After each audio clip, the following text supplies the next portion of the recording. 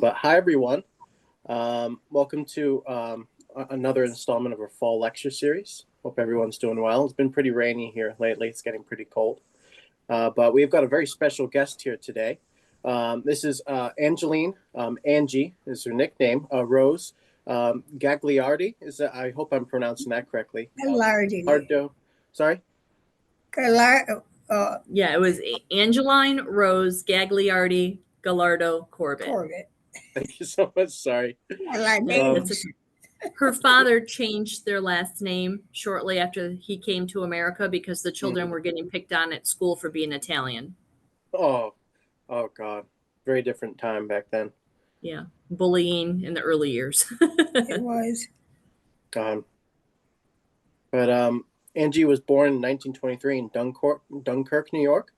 She worked the family farms until World War II, when she joined the war effort as a Rosie the Riveter at the Curtiss Wright factory, Plant 2, Line 9 in Buffalo, New York, around 1941. She was a bucker and a riveter on the war planes, such as P-40s. And today, at nearly 102 years old, Angie is surrounded by her family and enjoys speaking of her experiences during World War II. We're going to hear from her again tonight. I've got a few questions lined up for you, Angie. And the first one is, would you be able to tell us about your life before working at the Curtiss Wright plant? How did you get involved in the war effort? My father took me to Buffalo. He says, you're going to Buffalo, you're going to work in the airplane factory and build airplanes for the war. Well, you were going to work at the silk mill. You were going to work at Van Walt. I had already been working at the silk mill. I said, well, I got a job. He said, no, you got to quit that job. We're going to we packed my clothes and we went to Buffalo. We had to practice for 2 weeks. You had training for 2 weeks. For 2 weeks. So, and I enjoyed it very much. I would go back again today if they had it, if they let me at my age. She is 102 now. She turned 102 June 1st. But the story she told me last night was my great-grandfather, she thought he was kicking her out of the house because he came home and said, pack your bags. And she is number 6. There were 17 children. 15 lived to adulthood. She was number 6. So he packed her up, took her to Buffalo, which is about an hour north of Dunkirk. And she was living with one of her older sisters and her husband at the time until she got her own apartment. And then she lived with a woman named Eleanor, and they shared a couple of apartments, apparently, because Eleanor was getting them kicked out of apartments regularly. And so she did her 2 weeks of training. And you trained in all different capacities, didn't you? We learned everything we needed to know on the plane if anything happened, if it needed mechanic work or anything. Like you learned a little bit of welding, you learned riveting, you learned bucking. Everything. And then you got placed on Line 9. Yes. The factory, I do believe, was torn down in 1990 or 1991 when the Buffalo airport expanded. But that it was technically in Cheektowaga, which is a suburb of Buffalo. Mm-hmm. What were you doing? What was like the average day like for you? What was sort of the work you were doing every day? What do you say? What was your average day like? Like when did you start your shift and when you got there? 8 o'clock in the morning and 4 o'clock. But a lot of times we had work overtime, but we didn't mind it. So you arrived, and then what did you do? You always went to the same line, did the same thing? I was on Line 9 the whole time. And was it the same crew that you worked with all the time? Same crew all the time. And we all got along good. Why don't you tell him the difference between a riveter and a bucker? What each job is? The riveter is on the top of this airplane skin, and the bucker is underneath it. Somebody's on top and somebody's underneath. So then we take turns. Mm-hmm. So in case somebody gets tired. But sometimes they get injured too. But We ignored that part. And when somebody gets injured, is that why the Rosies wear the scarves on their No, hair? no, we always wore the scarves on our head. Because a woman did get her hair caught in the machinery Yeah. and pretty much got That's why scalped. we had to wear a bonnet, whatever you call it, Bandana. Mhm. bandana. Hmm. I never knew that. That's really cool. Wasn't cool at the time, I'm sure, No, when it it wasn't. happened, though. That poor Everybody, woman. Cool to know everybody got scared. We did. My hair was real short to the ear. Mm-hmm. For safety. So your day was, you worked, did you work Monday to Friday or did you work on a weekend as well? Monday to Saturday. If they needed us on Sunday, we still went. And none of us ever refused. We went to what we knew was for a purpose, helping our veterans, Well, our soldiers at the our time. soldiers. Mhm. Well, our soldiers at the time. Hmm. Was your crew all female? You what? Was your crew all female? No, You had some gentlemen on the line? some jail. Yeah, I just remember one name, Ray. Ray was his name? Well, he was good to, but everybody was good to. They didn't say, "Well, you shouldn't be here because you're a girl." We were just like they were. There was many more women than men, though. So Yeah. those men, for whatever reason, couldn't join the service. Yeah, and some of them were called while we were working. They called them to duty. To call them to duty while we were Mhm. working. Did you have a boss? Pardon? Did you have a boss? A boss? Yes, we did. More than one. How'd you like your bosses? I liked them. They were good to us, Were they men or women? men and women. They were good to us. No partiality. And what is your favorite story about who you met at Curtiss Wright? I don't know if you wants to hear that. Well, I met my husband there. Oh, wonderful. He was in the service, and he was stationed in Buffalo, and he was a guard at Curtiss Wright.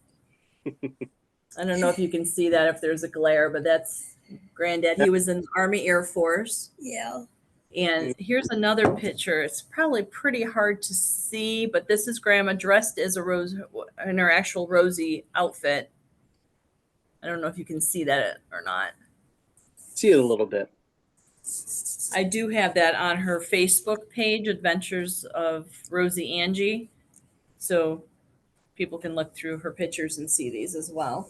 But then he was married a month, and he was called.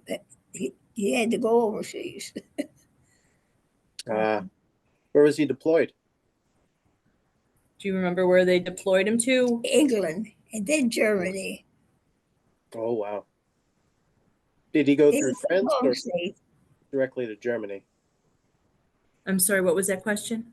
Did he go did he deploy to France and then to Germany, or flew France and then I was Germany. going to say, I thought he went to France too.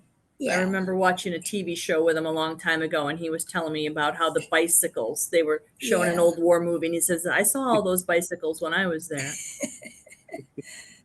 But he's been gone almost 40 years already. Oh, I'm sorry to hear that. Me Thank you. too. So, what other questions do you have for us? How motivated did you feel? Feel pretty patriotic during your time working at Curtiss? Yes, I did. I knew I was doing something for our country to keep us safe Mm-hmm. And you and had, the men safe. Yeah. were all 5 of your brothers in the service as well? Or Just were some Uncle of them? Nick and Uncle Anthony at the time. At the time, okay. Because the other ones were too young They were still? too young. Okay. Actually, going off of what you said earlier about some of the workplace hazards at that plant, were you ever injured on the job? Did you ever get hurt? I did get hurt. a gas hose that hit you in the stomach sometimes would fly out. Ooh. We didn't mind it. You didn't mind it? We didn't mind. We just went to the nurse. She sent us back to work. They just wanted to make sure it was okay. We were Mhm. okay. We never complained about it. Now, did you know girls that worked at the Bell factory? Since you worked at the Curtiss Wright factory, did you know anybody at Bell That what? that worked at Bell Aircraft? Did you know those girls too? I didn't know them at the time. Okay. Because we did meet one girl at the museum in Buffalo who worked at Bell with her mother. We met her, but I didn't know. Were they competitors of each other? No. Okay. Everybody got along. That's good. Are Did we you work? still? Oh, I'm sorry. Go ahead. I was gonna say, are we still coming in okay, or are we choppy? No, you're good. The connection's Okay. holding up great so far. Wonderful. Did you work on like any what planes did you work on like besides the P-40? Do you remember? The skin of the airplane. Mm-hmm. Right. Do you remember any of the other names of the airplanes besides the P-40? There was a 340 52. But that wasn't in my department, though. That wasn't That it. was a different department. Okay. But what they did, machinery, I don't think parts of the airplane remembers too. all of them. Mm-hmm. She does have a really cool P-40 T-shirt that says Curtiss Wright P-40 on it, but we can't find it. Oh, that's a shame. Feel free to come down to us. We've got I think a couple of those. Do you? We'll have to check it out. Do you have an online store that we could check out?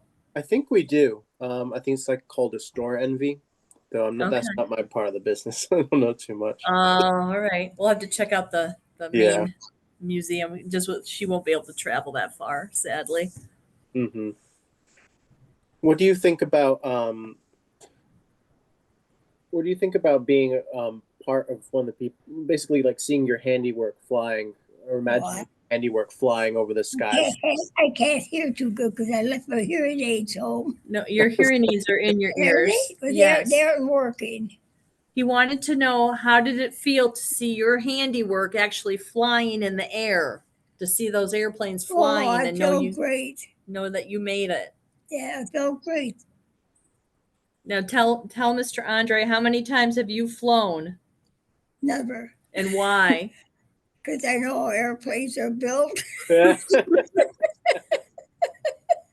know it's different now, but that's in my mind yet. She will not get on a plane. What We worries had a you? chance to go to New Orleans for a Rosie the Riveter convention. It was all expenses paid, and I could not get her on that airplane to go. We would have got in a vehicle, then all right. We'd still be driving.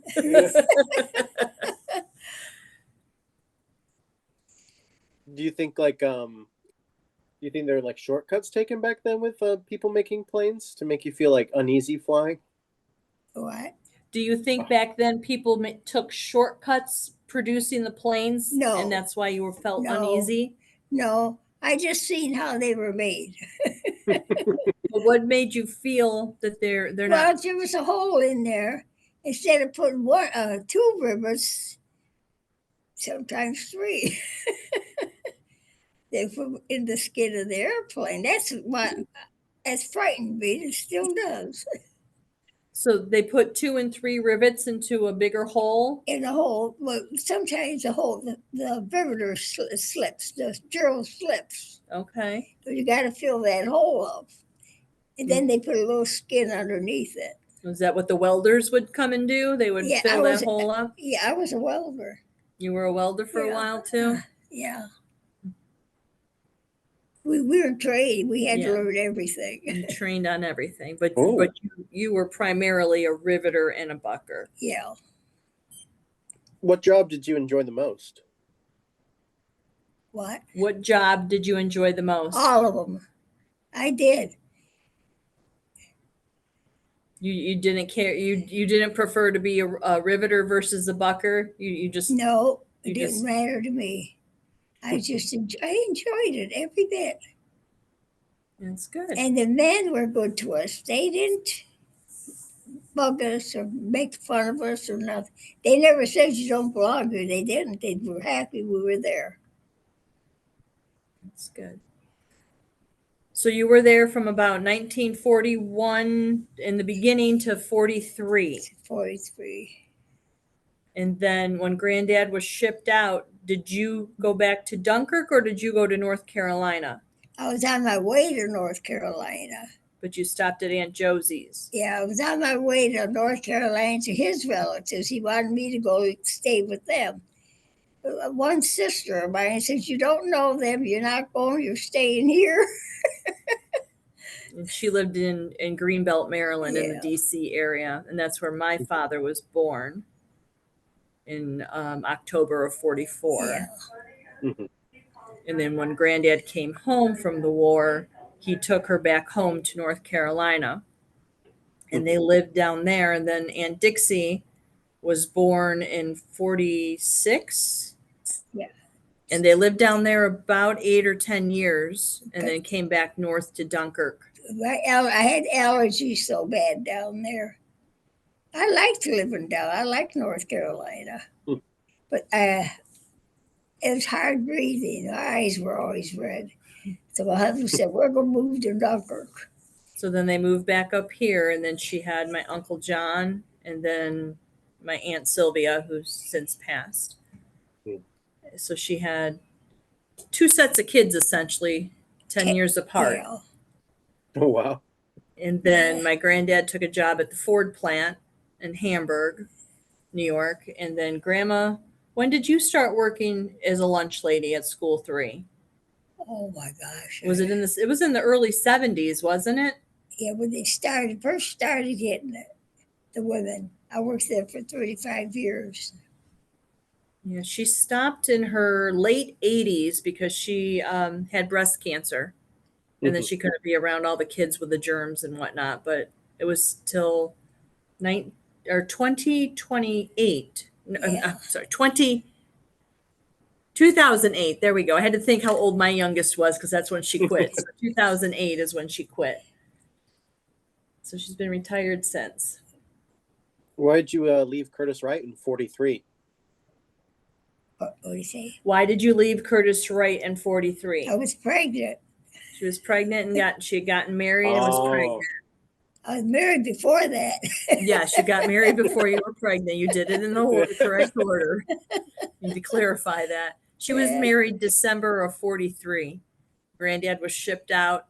My dad came October of 44. Mhm. Going on the record that she did it right. Were you glad to see your husband back from deployment? You better believe I did. Yeah. I still wish he could come back. He's up in heaven watching down. Do you remember when he came back? Was it in 45 or 44? The war was almost over with. Okay. December 4th of That's that what, year. isn't that when you got married? No, the second time. Because I told he wanted to get, he was going overseas and he wanted to get married before he went overseas. So that's what he did. I said, only if you get married in my church when you get back. He did. He kept his word.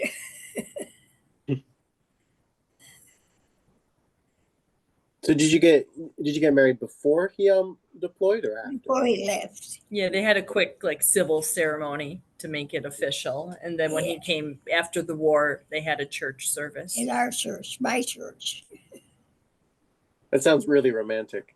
It was. It does. It sounds like one of the classic war movies. Did you send do you have a pretty good correspondence back and forth? Oh, yes. Do you have any of the letters still? Yes. You do? You never showed them to me. No, nobody's going to read those letters till I'm gone. Oh boy. Are they going to make me blush? If you know some.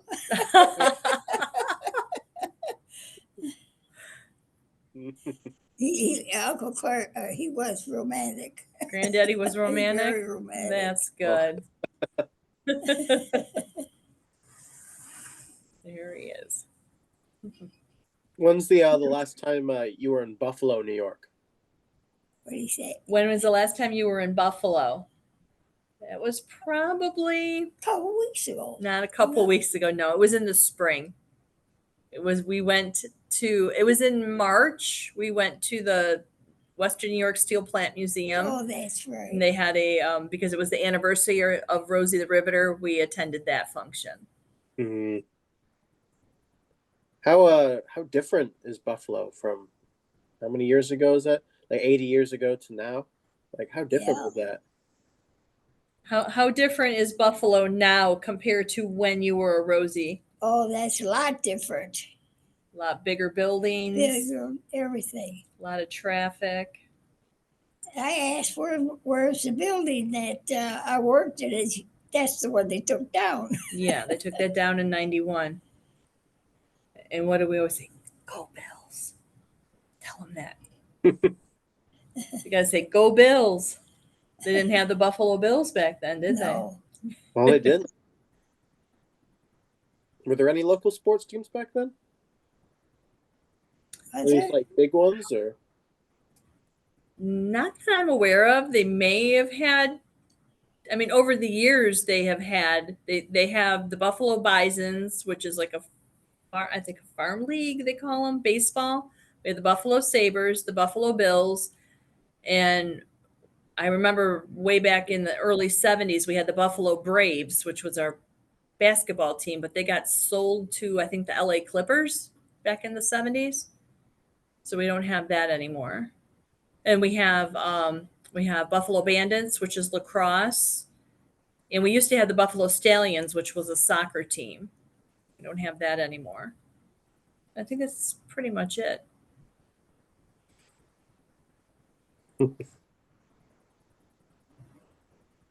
You got anything else you want to add?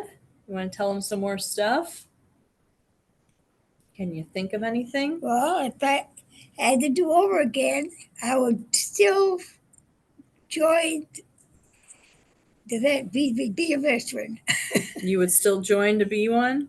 Yeah. Would you like to still be the same position you were, or would you like to try something else? No, Like, would you want to be a welder I would love or to be back nurse? building airplanes. You would? I would. Okay. War airplanes, Mohawk. Did you ever expect that you'd be working in a factory when you were younger, like in your teens? When you were young, when you were an early teenager, did you ever think that you would end up working in a No, factory? I never thought so, but I'm happy I did.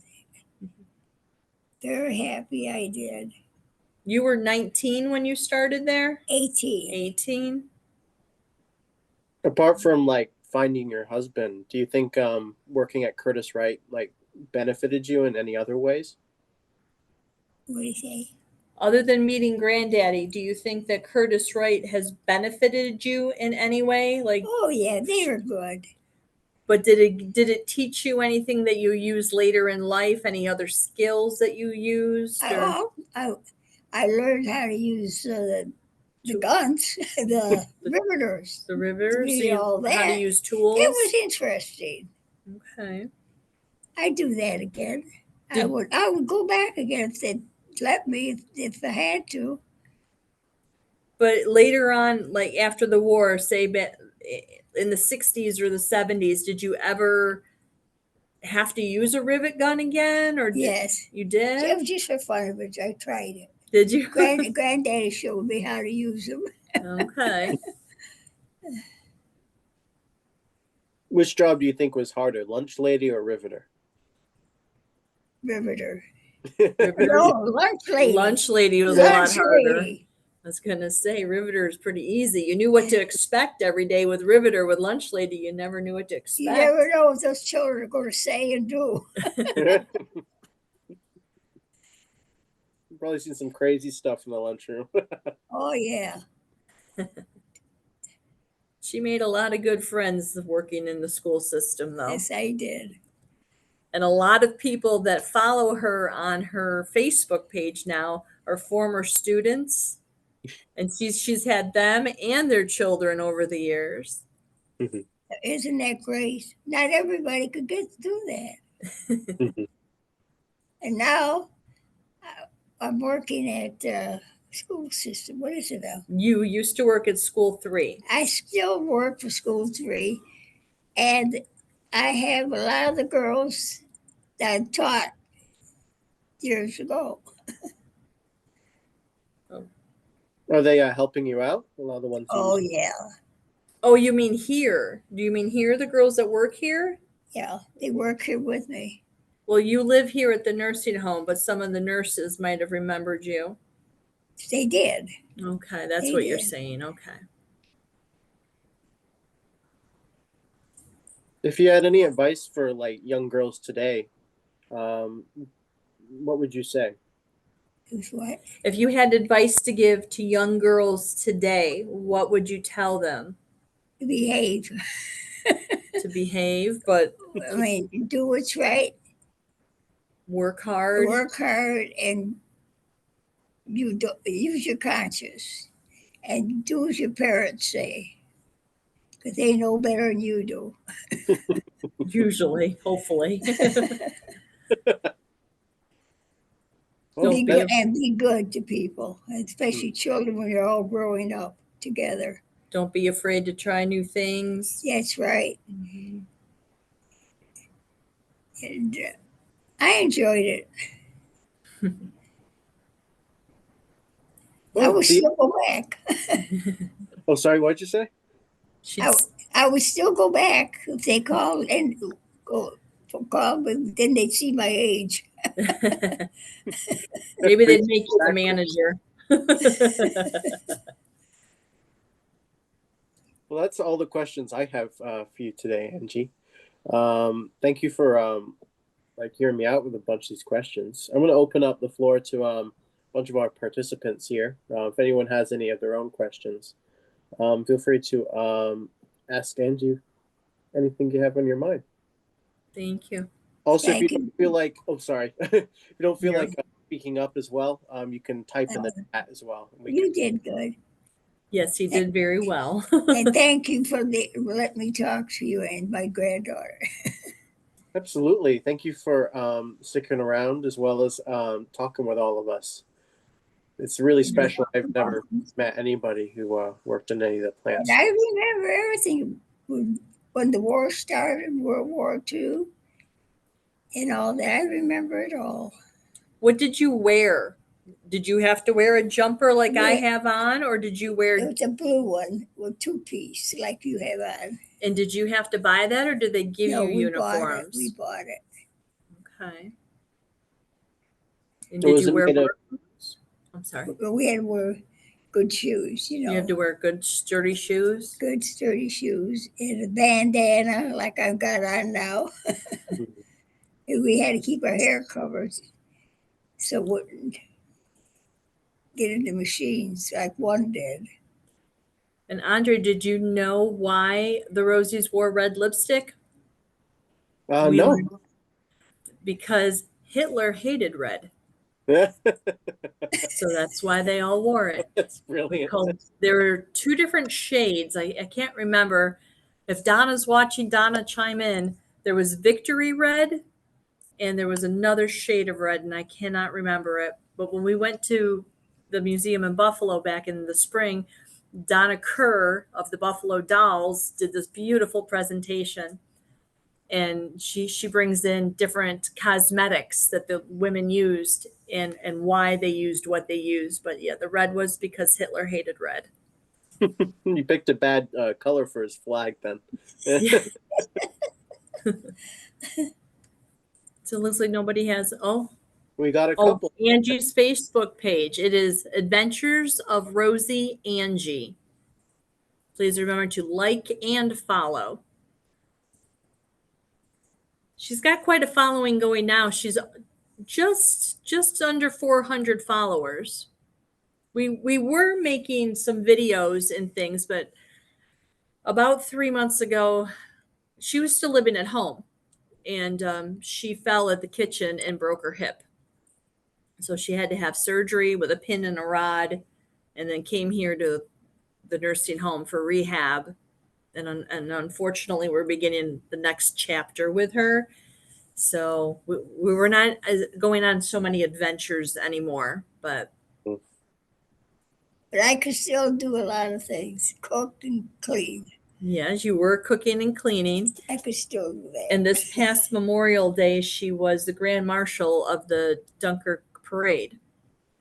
And Oh, my dad has a black 57 Chevy, so he escorted her in that, and my aunt and uncle rode along. And I put a message out on her Facebook page that we were looking for people to walk beside the car. Well, a few people answered me, and I'm like, okay, if we get 5, 10, that'll be great. And we've developed a friendship with the girls from Pinups with a Cause, I think it's called, out of Buffalo. They dress in 40s, 50s, and they go around and they do wonderful charity events. So we've made friends with them. Long story short, between our family, which is humongous, we ended up with, I think, over 50 people walking in the parade. We were like one of the biggest units in the parade. That's what they, one of the announcers said that was one of the biggest parades they've had. Yeah. And she's been presented a couple of challenge coins for different events. We hung up some things here behind us as well to show real quick.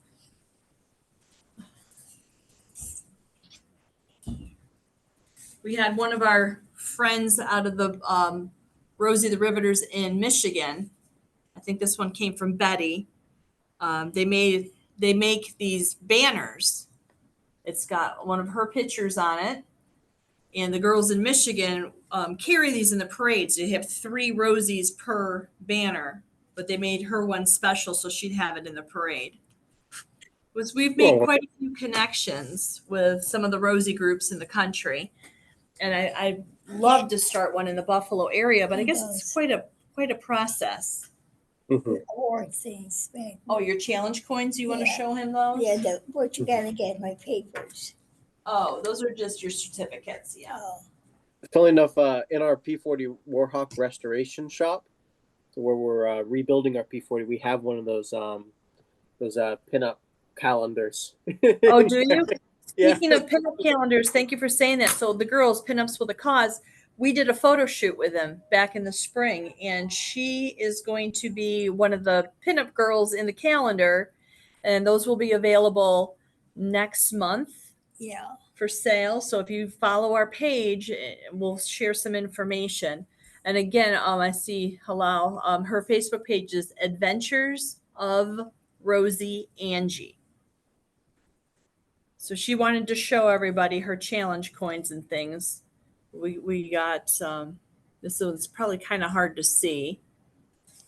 That came from one of the Michigan girls that went to the convention. And what is a challenge coin? Sorry. There's just like little honors that people are given, and I don't even think I have them all. I think she has one more, but I was in a hurry grabbing stuff out of her house. The parade, the Dunkirk Joint Veterans Council gave her this one, presented by the commander to Angeline Rose Corbett for services to our veterans. So she got that one for being the Grand Marshal of the parade, which was also, I think, like the day or two right before her 102nd birthday.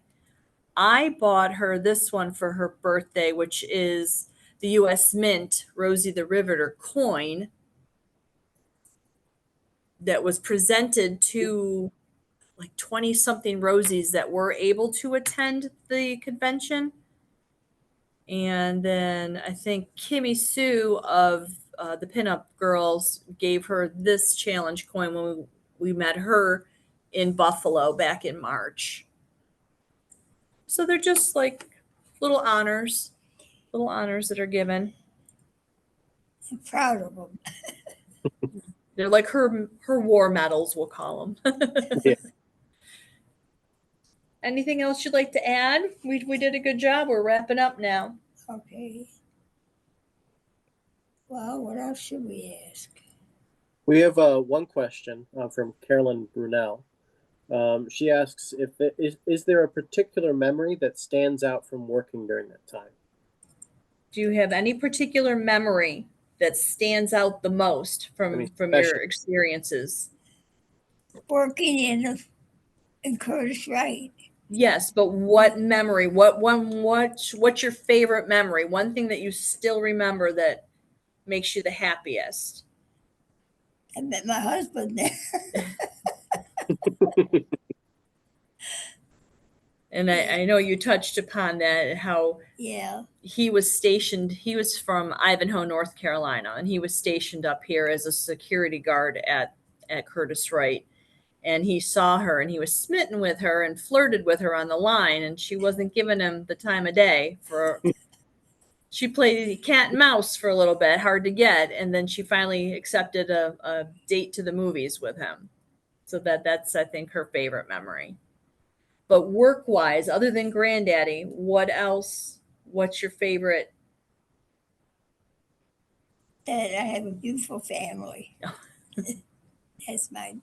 She's getting a little tired. Carolyn asks, what movie did you see? Oh, do you remember the name of the movie you saw with Granddad on the first date? No, I was looking at him. Yeah. No, I don't remember.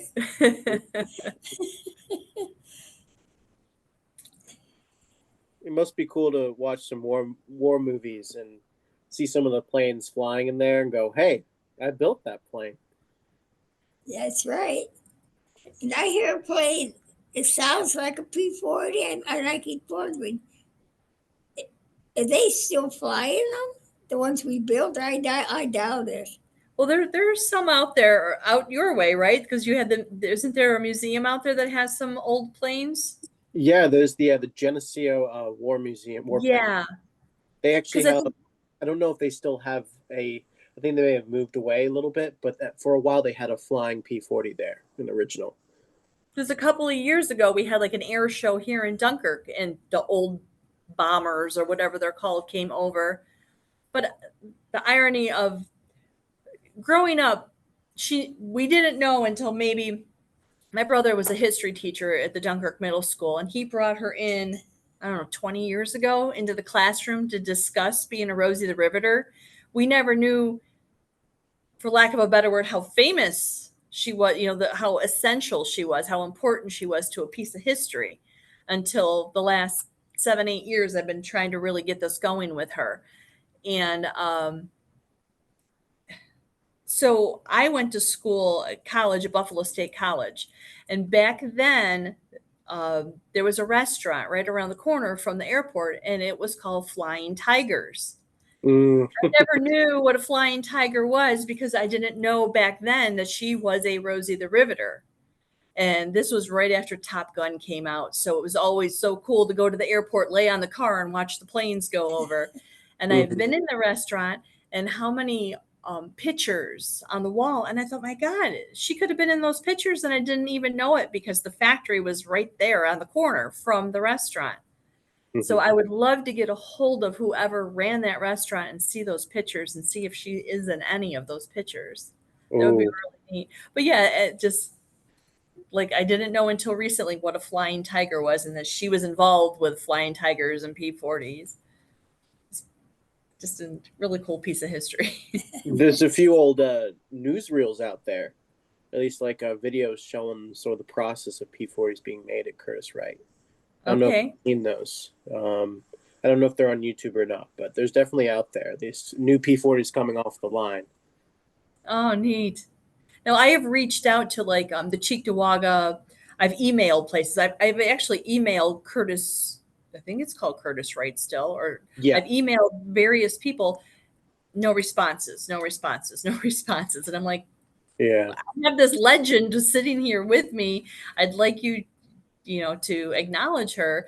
And the same thing with Cheektowaga with like the Historical Society there, because that's where the Curtiss Wright factory was.